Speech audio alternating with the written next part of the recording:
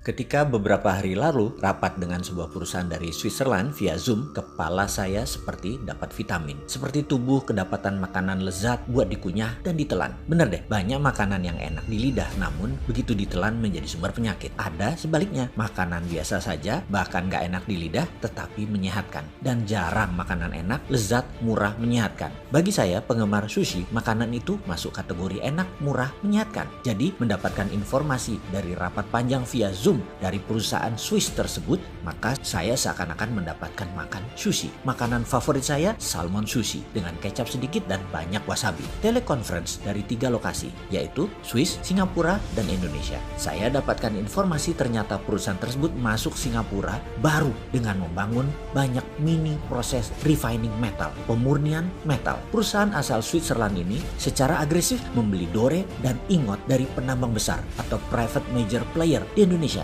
termasuk juga dari penambang tanpa izin dalam tanda petik, dengan struktur tertentu yang kemudian di-refine di Singapura. Mereka saat ini sedang meningkatkan stok PGM mereka atau precious group metal mereka. Mereka juga ternyata membangun di Dubai seperti di Singapura ini dengan bahan baku dari Afrika. Menarik, asli menarik strategi yang mereka lakukan. Mereka menghubungi saya karena nama saya kebetulan ada dalam perusahaan tambang emas di utara Manado, di salah satu pulau utara Indonesia. Mereka ingin mengambil ingotnya atau dore atau metal yang masih bercampur dengan emas yang kadarnya paling tinggi 50%. Masih ada Ag-nya, masih ada PT-nya, yang jelas Cu-nya yang paling banyak dari sisa 50% tadi. Mereka memerlukan semua mineral tadi. Sama persis seperti apa yang dilakukan pihak Cina dengan mengambil nikel yang dibela pejabat teras yang multi talent itu. Nikelnya 25%, sisanya emang isinya pasir. Ya enggak lah, ada litium, ada fero. Wis, males dah kalau saya lanjutin urusan hal ini. Sebenarnya yang heran adalah masalah fansnya. Asli saya heran. Tanah air dikuras, bosnya mah nggak paham-paham banget. Pejabat-pejabatnya berlindung di balik kebaikan bosnya. Ketika diingatkan banyak kesalahan pejabat-pejabat tersebut, lalu bosnya dan fans bosnya dipakai buat serangan balik. Dan mereka akhirnya sudah tahunan menikmati kedaulatan menjabat dilindungi oleh bosnya. Yang pastinya fulusnya mah mereka pribadi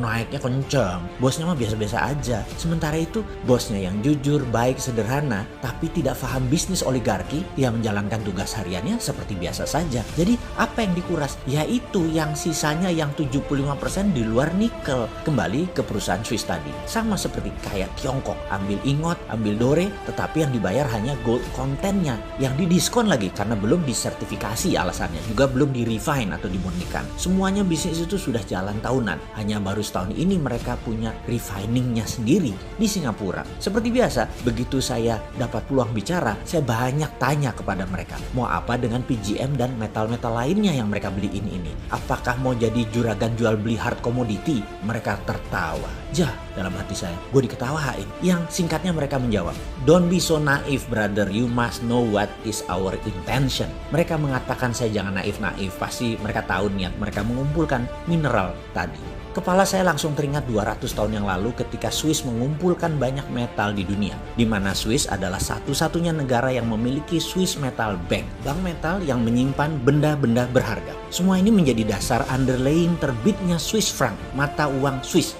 Jadi kali ini mereka mengumpulkan kembali, apakah dengan tujuan yang sama, membuat Swiss jadi safe haven currency. Banyak ngelamun saya dalam diskusi kemarin. Setiap beberapa kalimat dari mereka saya langsung punya theater of mind, layar bioskop di kepala saya. Apa yang akan terjadi ke depan dengan strategi mereka ini? Pertama, saya geblek-geblekin yang jual material ke mereka.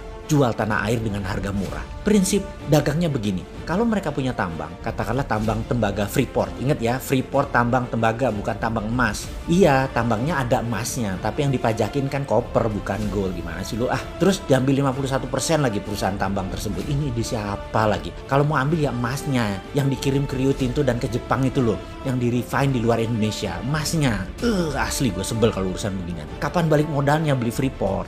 Sudahlah, males dilanjutin. Oke, prinsip dagang perusahaan tambang untuk memproses katakanlah batu bara. Ini angka dari langit loh ya. Ongkos tambangnya 50, dijual 80, untungnya 30. Ya sudah, begitu rumusnya. Papers nilai perusahaan paling top 2-3 kali lipat atau 200-300%. Itu pun sudah overvalue. Tapi perusahaan teknologi nilainya bisa 100 kali aset atau kapitalisasinya bisa beratus kali karena kemampuan melipat nilai papersnya tadi. Juga perusahaan metal berharga ini. Semacam VOC lah, nilai papersnya bisa berkali lipat. Pak. Jadi perusahaan Swiss tadi ambil metal untuk dijadikan jaminan underlying surat berharga seperti bond misalnya. Misalnya bond tadi diambil Swiss untuk cetak uang, maka kertas saja yang dipindah tangankan, metal masih di tangan perusahaan Swiss tadi, katakan 10 billion dolar buat jaminan Swiss franc. Swiss membayar pinjaman tadi juga pakai bunga atau membeli dengan DP yang murah. Persis seperti pinjamnya IMF deh. Lalu misalnya negara lain, Singapura pinjam surat berharga tadi buat underlying terbitnya uang baru Singapura dolar. Kertas berharga itu pindah tangan. Tidak perlu 100% dibayar oleh Singapura, cukup 20-30% saja dari nilai. Tapi Singapura bisa cetak 100%, memanfaatkan 70% sisanya tadi. Kan ada jaminan, nggak inflasi. Ya enggak lah. Juga misalnya dinaran perlu emas, maka dinaran cukup bayar 20-30% surat berharga perusahaan Swiss tadi. Ya emasnya perusahaan Swiss ini, dan ketika diminta fisik, ya dia berikan emasnya nantinya. Tentunya harus bayar full. Tetapi selama rupiah Anda dipegang di rekening Anda di dinaran, ya emasnya dipegang perusahaan Swiss tadi. Ini asli pinter. Saya kok jadi terinspirasi ya. Kok negara kita pejabatnya nggak sepinter negara Swiss yang nggak punya laut, nggak punya sumber daya alam, bisa menjadi safe haven lagi. Oh iya, perusahaan Swiss tadi namanya Metalor.